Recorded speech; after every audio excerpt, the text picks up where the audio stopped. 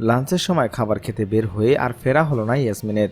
হ্যাঁ দর্শক, কি হয়েছিল এই সম্পর্কে বিস্তারিত জানাবো আজকের ভিডিওতে। বিস্তারিত জানতে ভিডিওটি না টেনে সম্পূর্ণ দেখুন। মানিকগঞ্জের সাটুরিয়া উপজেলায় ঢাকা আরিচা মহাসড়কে নয়াডিঙ্গি বাস স্ট্যান্ড এলাকায় রাস্তা পার হতে গিয়ে ইয়াসমিন নামের এক গার্মেন্টস কর্মী নিহত হয়েছেন। সোমবার দুপুরের দিকে তার সীমায় অ্যাপোলোস লিমিটেড নামে এক পোশাক কারখানার কর্মী নিহত হন। নিহত ইয়াসমিন সাটুরিয়া উপজেলার চরভাটারা এলাকার মোকলেস ব্যাপারীর মেয়ে। গোলরা হাইওয়ে থানার ভারপ্রাপ্ত কর্মকর্তা ওসি সুখেন্দু বসু বলেন, দুপুরের খাবারের বিরতির সময় অফিস থেকে বের হয়ে রাস্তা পারাপারের সময় রোজিনা পরিবহনের চাপায় তাসলিমা অ্যাপ্রোচ লিমিটেডের কর্মী ইয়াসমিন নিহত হন। ঘাতক রোজিনা পরিবহনের বাসটিকে ঢাকা জেলার ধামরাই উপজেলায় কালামপুর থেকে জব্দ করা হয়, তবে বাসের চালক ও হেলপারকে আটক করা সম্ভব হয়নি। এ বিষয়ে তিনি আরও জানান, ইয়াসমিনের মরদেহটি ময়নাতদন্তের জন্য মানিকগঞ্জ 250 শয্যা বিশিষ্ট জেনারেল হাসপাতাল মর্গে পাঠানো হয়েছে। এ বিষয়ে আইনগত ব্যবস্থা নেওয়া হচ্ছে।